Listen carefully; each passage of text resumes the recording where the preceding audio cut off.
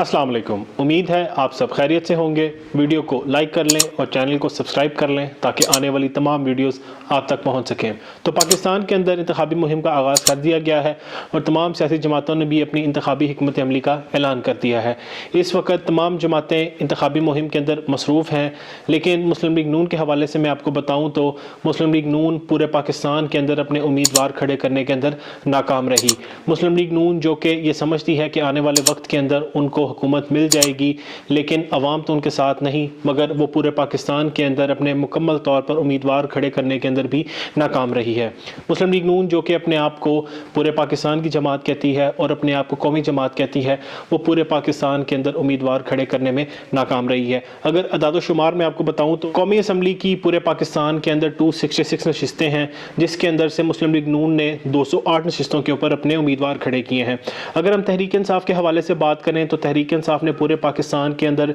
अगर 266 नशिस्तें हैं तो तहरीक इंसाफ ने तमाम नशिस्तों के ऊपर अपने उम्मीदवार खड़े किए हैं। अगर हम सूबाई असम्बली के हवाले से बात करें तो सूबाई असम्बली की जो टोटल नशिस्तें बनती हैं वो है 593।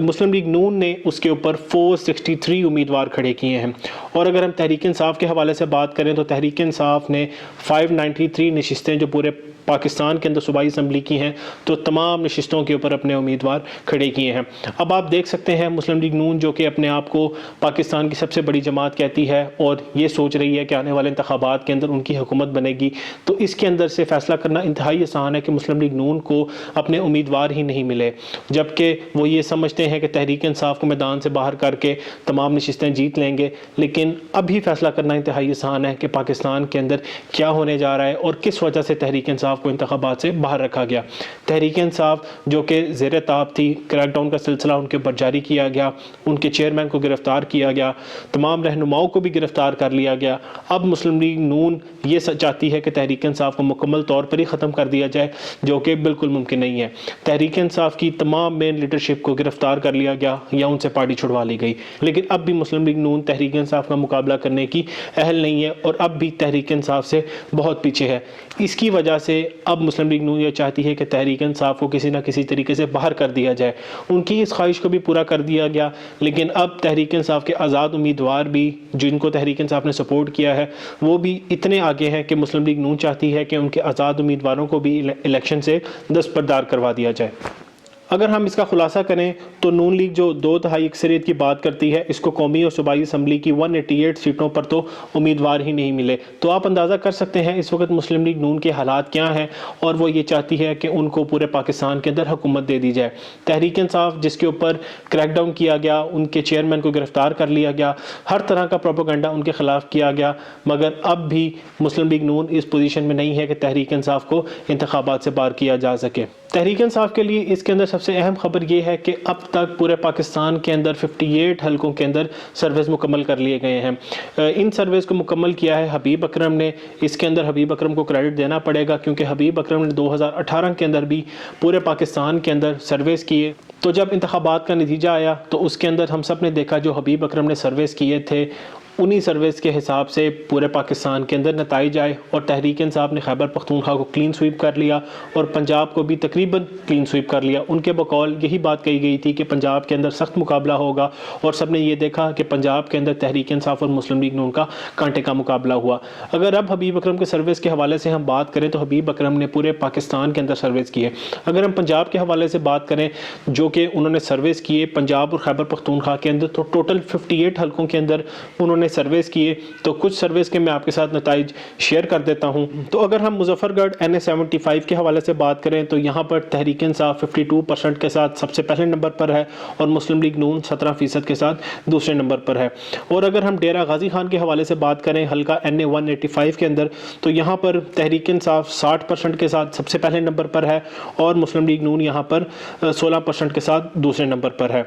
और अगर हम डेरा गाजी खान के हल्के NA-186 के हवाले से बात करें کریں تو یہاں پر تحریک انصاف 61% کے ساتھ پہلے نمبر پر ہے اور مسلم لیگ نون 18% کے ساتھ دوسرے نمبر پر ہے۔ اسی طرح اگر ہم ملتان کے حوالے سے بات کریں تو NA48 کے حوالے سے اگر ہم بات کریں تو تحریک انصاف 38% کے ساتھ پہلے نمبر پر اور مسلم لیگ نون 22% کے ساتھ دوسرے نمبر پر۔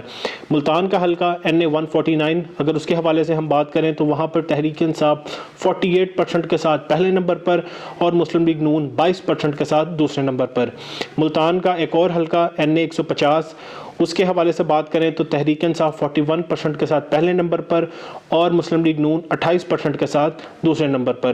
اور ملتان کا جو آخری حلقہ ہے اس کے حوالے سے بات کریں تو NA152 اس کے اندر تحریک انصاف 40% کے ساتھ پہلے نمبر پر اور مسلم لیگ نون 26% کے ساتھ دوسرے نمبر پر۔ اور اسی طرح ایک اور حلقہ NA106 ٹوبا ٹیک سنگھ اس کے حوالے سے بات کریں تو تحریک انصاف 45% کے ساتھ پہلے نمبر پر اور مسلم لیگ نون 34% کے ساتھ دوسرے نمبر پر۔ سرگودا جو کہ مسلم لیگ نون کا گڑھ سمجھا جاتا تھا، 2018 کے اندر مسلم لیگ نون نے وہاں پر تقریباً ساری نشستوں کے اوپر ہی کامیابی حاصل کی تھی۔ اگر اس کے حوالے سے بات کریں تو یہاں پر کلوز کانٹیسٹ ہوگا، تحریک انصاف یہاں پر 40% اور مسلم لیگ نون یہاں پر 39% کے ساتھ دوسرے نمبر پر ہے۔ اسی طرح کمالیہ NA107 کے حوالے سے بات کریں تو یہاں پر تحریک انصاف 48% کے ساتھ پہلے نمبر پر اور مسلم لیگ نون 29% کے ساتھ دوسرے نمبر پر۔ تو اسی طرح اگر آپ کے ساتھ مزید سرویز کے حوالے سے میں بات کروں تو اگر ہم ثوابی NA119 کے حوالے سے بات کریں تو یہاں پر 62% کے ساتھ تحریک انصاف پہلے نمبر پر اور مسلم لیگ نون یہاں پر 9% کے ساتھ دوسرے نمبر پر، اور تیسرے نمبر پر یہاں پر ANP ہے جو کہ 7% کے ساتھ ہے۔ اگر ہم ایک اور سروے کے حوالے سے بات کریں جو کہ ہے NA49 اٹک، یہاں پر تحریک انصاف 45% کے ساتھ پہلے نمبر پر ہے اور مسلم لیگ نون یہاں پر 28% کے ساتھ دوسرے نمبر پر ہے، اور یہاں پر ووٹ نہ دینے والوں کی تعداد کے اندر 19% آئی۔ اگر ہم ایک اور حلقے کے حوالے سے بات کریں تو یہاں پر NA62 بھاول نگر کے اندر تحریک انصاف 39% کے ساتھ پہلے نمبر پر اور مسلم لیگ نون یہاں پر 33% کے ساتھ دوسرے نمبر پر۔ اور NA14 جہاں پر مسلم لیگ نون کے قائد نواز شریف نے انتخاب لڑنا ہے، اس حلقے کے حوالے سے بات کریں تو یہاں پر انتہائی دلچسپ نتائج ہیں۔ تحریک انصاف 57% کے ساتھ پہلے نمبر پر اور مسلم لیگ نون 20% کے ساتھ دوسرے نمبر پر۔ اب یہی وجہ ہے کہ یہاں پر اعظم سوادی کے کاغذات نامزدگی کو منظور نہیں کیا گیا اور یہاں پر نواز شریف کو اکیلے دوڑانے کی کوشش کی گئی، لیکن تحریک انصاف نے یہاں پر ایک اور بیک اپ کینڈیڈیٹ رکھا ہوا ہے جو کہ نواز شریف کا مقابلہ کرے گا۔ اب دیکھنا یہ ہے کہ مانسہرہ کے اندر مسلم لیگ نون کس طرح کامیاب ہوتی ہے، لیکن 2018 کے اندر مسلم لیگ نون یہاں پر کامیاب ہو گئی تھی، یہاں پر کیپٹن صفدر کامیاب ہوئے تھے، لیکن اب دیکھنا یہ ہے کیونکہ لیڈ بہت زیادہ ہو چکی ہے، اب دیکھنا یہ ہے کہ نواز شریف کو یہاں پر کس طریقے سے کامیاب کروایا جاتا ہے۔ اور اگر ہم راولپنڈی کے ایک حلقے کے حوالے سے بات کریں NA57، یہاں پر تحریک انصاف 47% کے ساتھ پہلے نمبر پر اور مسلم لیگ نون یہاں پر 26% کے ساتھ دوسرے نمبر پر۔ اب یہ 58 حلقوں کے اندر سے کچھ ایسے حلقے تھے جن کا میں آپ کو نتائج بتا چکا ہوں، اور بہت سے ایسے حلقے ہیں جن کے نتائج انشاءاللہ آنے والے ویڈیو کے اندر میں آپ کو بتاؤں گا، لیکن ان نتائج سے یہ ہم اخذ کر سکتے ہیں کہ آنے والے انتخابات کے اندر عوام کا رجحان کس کی طرف ہوگا۔